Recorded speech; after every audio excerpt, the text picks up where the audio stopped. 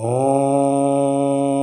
नमः शिवाय। दोस्तों, कभी कभी एक नेक काम आपकी पूरी जिंदगी बदल सकता है।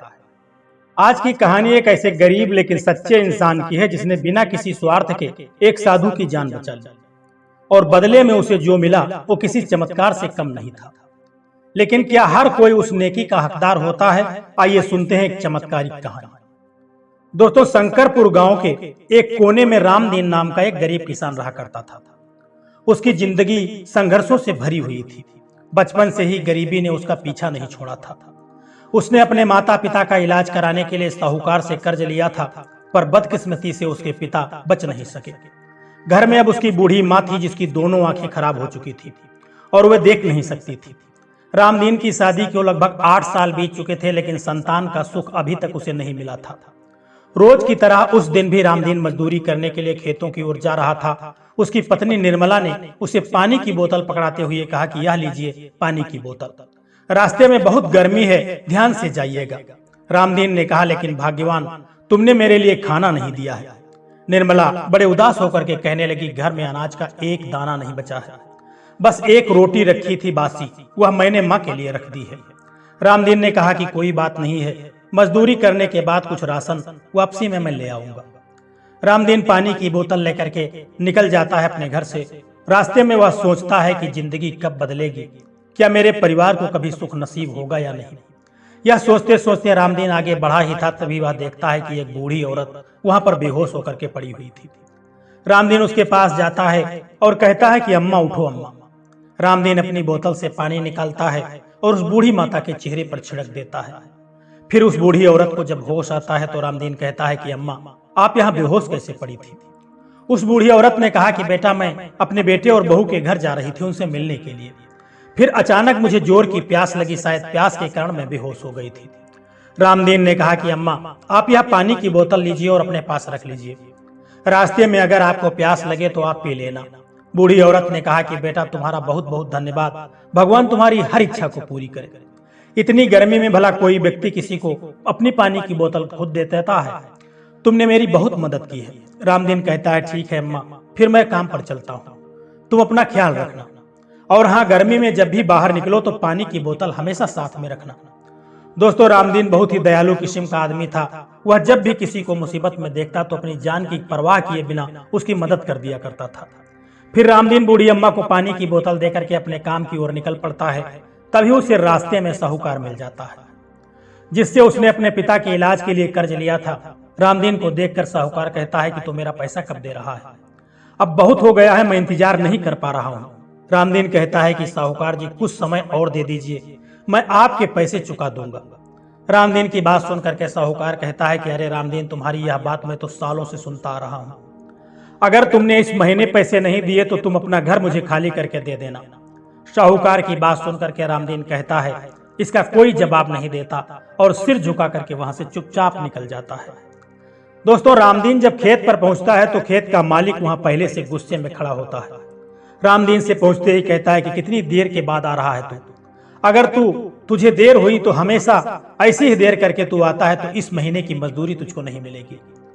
साहूकार की बात सुनकर के रामदीन कहता है कि मालिक, रात भर माँ की तबीयत खराब थी, सुबह जल्दी उठ नहीं पाया। खेत का मालिक कहता है कि मुझे बहाने मत सुनाओ, पिछली बार गेहूं की फसल बड़ी अच्छी हुई थी, अब मक्के की भी फसल शानदार होनी चाहिए। रामदीन कहता है कि जी मालिक, मैं पूरी मेहनत करूंगा। दोपहर की धूप तेज आती है। रामदीन पसीने से तरबतर होकर के खेतों में जुटा रहता है। काम करते करते शाम हो जाती है और रामदीन मजदूरी के बाद जब गांव के लाला धनीराम की दुकान पर जाता है और कहता है कि लाला जी, थोड़ा सा राशन दे दो, घर में कुछ भी नहीं है खाने को, माँ और पत्नी दोनों भूखे हैं। लाला धनीराम कहता है कि पहले जो पिछला उधार लिया था उसका हिसाब साफ करो, फिर नया राशन मिलेगा, मैं कोई मुफ्त की दुकान नहीं चलाता। रामदीन सिर झुका लेता है, दिल भारी हो जाता है और वह चुपचाप लौट पड़ता है। पैरों में थकान, कंधों पर बोझ और मन में निराशा लिए हुए रास्ते में रामदीन खोया खोया सा चलता हुआ जंगल की ओर मुड़ जाता है। वहां एक साधु बाबा बैठे हुए तपस्या कर रहे थे। रामदीन दूर खड़ा होकर के देखता है, तभी एक सांप बाबा को काटने के लिए उनकी ओर बढ़ता है तो रामदीन खड़े होकर के उस सांप को हटाने की कोशिश करने लगता है, लेकिन सांप उसे काट करके वहीं से भाग जाता है। रामदीन दर्द से कराहते हुए गिर पड़ता है और थोड़ी देर के बाद साधु बाबा की तपस्या जब टूटती है, वह रामदीन को जमीन पर पड़ा देखते हैं और अपनी शक्ति से रामदीन को ठीक कर देते हैं।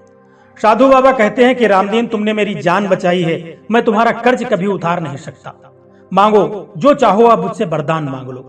साधु की बात सुनकर के रामदीन कहता है कि बाबा, मेरी जिंदगी में इतने कष्ट हैं कि एक वरदान से सब नहीं सुलझ सकते। मेरी माँ देख नहीं सकती, संतान मुझे है नहीं, कर्ज भी सिर पर चढ़ा है। साधु बाबा ने कहा कि मैं केवल तुझे एक ही वरदान दे सकता हूँ, सोच समझ कर मांगना। फिर रामदीन इस दुविधा में पड़ गया, और मैं माँ की आंखों की रोशनी मांगू तो कर्ज और संतान की समस्या खत्म नहीं होती है। अगर संतान मांग लूं तो माँ अंधी रह जाएगी, और अगर कर्ज उतारने की बात करूं तो संतान और माँ की समस्या खत्म नहीं होगी। रामदीन कहता है कि बाबा जी, एक दिन का मुझको समय दे दीजिए, मैं सोच करके बताऊंगा। साधु बाबा कहते हैं कि ठीक है बेटा, मैं तुम्हें एक दिन का समय देता हूं, कल तुम इसी जगह इसी समय आकर के मुझसे मिलना। रामदीन घर वापस लौट आता है, लेकिन भूखे पेट पूरी रात सोचता रहता है कि अम्मा की आंखें मांगू, संतान मांगू या कर्ज से छुटकारा मांगू।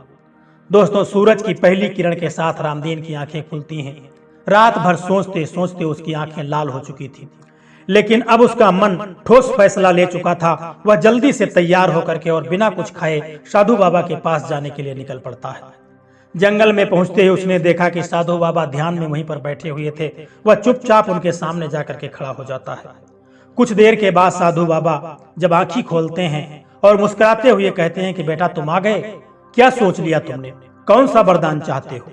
रामदीन ने गहरी सांस लेते हुए और बड़े ही आत्मविश्वास के साथ कहा कि बाबा, मैं चाहता हूं कि सोने के पालने में झूलते हुए मेरे लाल को मेरी माँ अपनी आंखों से देख ले। साधु बाबा यह सुनकर के चौंक गए। रामदीन ने एक ही वरदान में सब कुछ मांग लिया था। अगर माँ की आंखें ठीक होंगी तो वह देख सकेंगी, अगर बच्चा होगा तो संतान की समस्या हल हो जाएगी, और अगर सोने का पालना होगा तो गरीबी दूर हो जाएगी। साधु बाबा ने कहा कि तेरी यह इच्छा जरूर पूरी होगी बेटा, जा अपने घर। रामदीन जब घर पहुंचा तो उसके जीवन की सबसे बड़ी खुशी उसका इंतजार कर रही थी। उसकी माँ की आंखों की रोशनी लौट चुकी थी, उसकी पत्नी गर्भवती थी और उसका टूटा फूटा घर राजमहल जैसा बन चुका था। कमरे में एक सुनहरा झूला रखा हुआ था। रामदीन की आंखों से आंसू बह निकले। यह चमत्कार था या भगवान का न्याय? रामदीन अपनी माँ से पूछने लगा कि माँ, अब आप देख सकती हैं क्या? माँ ने कहा, हाँ बेटा, मैं सब कुछ देख सकती हूँ, भगवान ने मेरी सुन ली है। देख, तेरी गीता भी माँ बनने वाली है, और यह देखो, यह सोने का पालना हमारे बच्चे के लिए है। दोस्तों, कहते हैं कि इस दुनिया में बहुत से लोग ऐसे भी होते हैं जो अपने दुख से नहीं बल्कि दूसरे के सुख से दुखी रहते हैं। रामदीन की इस सफलता को देख करके उसका पड़ोसी चौंक गया। उसने कभी सोचा भी नहीं था कि रामदीन जो कुछ पहले दिनों तक एक गरीब मजदूर हुआ करता था, अब इतना संपन्न हो जाएगा। छगन ने रामदीन के नए घर को देखा। उसकी माँ की आंखों की रोशनी लौट चुकी थी, उसकी पत्नी गर्भवती हो चुकी थी और सोने का पालना घर के आंगन में चमक रहा था। यह सब देख करके छगन के मन में ईर्ष्या पैदा हो गई। यह रामदीन तो बड़ा भाग्यशाली निकला। अभी कुछ दिन पहले तक तो यह मेरे साथ मजदूरी कर रहा था और अब देखो महल में रह रहा है। आखिर उसे यह सब कैसे मिल चुका है? वह रामदीन से मिलने के बहाने उसके घर पहुंचता है। कहने लगा, अरे रामदीन भाई, बहुत बहुत बधाई हो, अब तो तुम्हारी दुनिया ही बदल चुकी है। रामदीन ने कहा कि हाँ भाई छगन, भगवान की कृपा से सब कुछ ठीक हो गया है। छगन ने कहा, लेकिन भाई यह सब कैसे हुआ? इतनी जल्दी इतनी तरक्की तुमने कैसे कर ली? रामदीन ने पूरी ईमानदारी के साथ सारी कहानी छगन को सुना दी। यह सुनकर के छगन के मन में एक नई लालच जाग उठी। छगन लालच और ईर्ष्या से भरा हुआ था। वह मन ही मन सोच रहा था कि अगर रामदीन को वरदान मिल सकता है तो उसे क्यों नहीं मिल सकता। लेकिन वह चाहता था कि उसे रामदीन से भी बड़ा और शक्तिशाली वरदान मिल जाए। इसी लालच के साथ वह अंधेरे में ही जंगल की ओर निकल पड़ा। जंगल में पहुंचते ही वहां शांत रहस्यमय वातावरण ने छगन के मन में हल्की घबराहट भर दी थी। लेकिन अपने लालच को ताकत बना करके वह आगे बढ़ता गया और जल्दी ही वह उसी स्थान पर जाकर के पहुंच गया जहां वही साधु बाबा अपनी तपस्या में लीन थे। साधु बाबा को देख करके छगन मन में विचार करने लगा कि यही वह साधु बाबा हैं जिन्होंने रामदीन को वरदान दिया था। लेकिन यह तो ध्यान में मस्त हैं, इन्हें कैसे प्रभावित करूं? छगन ने रामदीन से सुनी हुई पूरी कहानी याद की। रामदीन ने साधु बाबा की जान बचाई थी, तभी उसे वरदान मिला था। छगन ने अपने मन में विचार किया कि अगर वह भी कुछ ऐसा ही करे तो साधु बाबा उसे भी वरदान दे देंगे। वह इधर उधर देखने लगा और अचानक उसे एक बड़ा सा पत्थर दिखाई दिया। उसके मन में एक चालाकी भरा विचार आया। छगन ने वह पत्थर को उठा लिया और चुपके से साधु बाबा के पास जाकर के रख दिया। फिर उसने एक लकड़ी उठाई और पत्थर पर जोर से मारा। जिससे तेज आवाज हुई, लेकिन साधु बाबा का ध्यान अवस्था में कोई रुकावट नहीं आई। छगन को लगा कि वह सफल हो जाएगा, फिर वह खुद ही जमीन पर गिर पड़ा और जोर जोर से चिल्लाने लगा, अरे यह क्या हो गया, सांप ने मुझे काट लिया, कोई बचा लो। उसकी चीखें पूरे जंगल में गूंजने लगी, लेकिन साधु बाबा अब भी शांत बैठे थे। कुछ ही पल बाद उन्होंने जब धीरे से अपनी आंखें खोली और छगन की तरफ देखा तो उनकी दृष्टि गंभीर थी, मानो वे सब कुछ समझ चुके थे। आंखें खोलते ही साधु बाबा ने कहा कि बालक तुम कौन हो और यह नाटक क्यों कर रहे हो। छगन का चेहरा जो था वह बिल्कुल फीका पड़ चुका था। इस तरह से साधु बाबा सब समझ चुके थे कि यह कैसे बहाना बना रहा है, यह कैसे चालाकी कर रहा है। साधु बाबा तुरंत उसको पहचान गए और उसके छल को भी पहचान गए। फिर भी वह अपनी चालाकी से बाहर निकलने का प्रयास करने लगा। अरे यह क्या हो गया, सांप ने मुझे काट लिया, कोई बचाओ, मैं बहुत तकलीफ में हूँ। मैंने सुना था कि आपने रामदीन की मदद की थी, इसीलिए मैं आपके पास आया हूँ, मुझे भी वरदान दीजिए बाबा। छगन की बात सुनकर के साधु बाबा ने कहा कि बालक तुम्हारे शब्दों में सत्य की कोई सुगंध नहीं आ रही है। रामदीन का हृदय बिल्कुल निष्कलंक था, उसने बिना किसी स्वार्थ के मेरी रक्षा की थी, लेकिन तुम्हारे मन में लोभ और छल की अग्नि जल रही है। तुमने अपनी माया से मुझे धोखा देने का प्रयास किया। क्या तुम सोच सकते हो कि एक साधु जो ध्यान में लीन है वह कुछ नहीं जानता। साधु की इस बात को सुनकर के छगन की सांसें तेज हो चुकी थी, उसके शरीर में घबराहट दौड़ चुकी थी, लेकिन अब वह अभी भी अपनी चालाकी से बचने की कोशिश में था। बाबा मैंने कुछ भी गलत नहीं किया, मैंने भी आपकी मदद करने की कोशिश की, कृपा करके मुझे भी वरदान दीजिए, मैं भी अमीर बनना चाहता हूँ। साधु बाबा हल्के से मुस्कुराए, लेकिन उनकी मुस्कान में करुणा नहीं बल्कि चेतावनी छिपी हुई थी। बालक वरदान केवल उन्हें ही मिलता है जिनका हृदय शुद्ध होता है। तुमने छल किया है और छल का फल कभी भी सुखद नहीं होता है। तुमने सिर्फ ध्यान और वैभव के लिए यह प्रयास किया, लेकिन ध्यान रखना लोभ मनुष्य को अंधकार में ढकेल देता है। छगन अब पूरी तरह से हताश हो गया था। उसकी चालबाजी पकड़ी जा चुकी थी, लेकिन फिर भी उसकी हिम्मत नहीं टूटी थी। वह बाबा के चरणों में गिर गया। बाबा मैं आपसे क्षमा चाहता हूँ, मुझे माफ कर दीजिए, मैं अब कोई छल नहीं करूंगा, लेकिन कृपा करके मुझे भी वरदान दीजिए। साधु बाबा ने अपनी आंखें बंद कर ली और कुछ देर तक ध्यान में चले गए। फिर उन्होंने जब अपनी आंखें खोली और बड़ी करुणामयी दृष्टि से छगन को देखा, क्षमा करना मेरे धर्म में है, लेकिन तुम्हारा हृदय अभी भी लोभ से भरा हुआ है बेटा, इसलिए मैं तुम्हें एक चेतावनी देता हूँ। तुम्हें तुम्हारे कर्मों का फल अवश्य मिलेगा, लेकिन वह तुम्हारी इच्छा के अनुसार नहीं होगा। जाओ अपने जीवन में सच्चाई और मेहनत को अपनाओ, तभी तुम्हारे लिए कुछ अच्छा संभव होगा। छगन समझ जाता है कि बाबा उसे कोई वरदान नहीं देंगे, इसलिए वह बड़बड़ाते हुए वहीं से चला जाता है, मगर उसके मन में अभी भी लालच भरा हुआ था।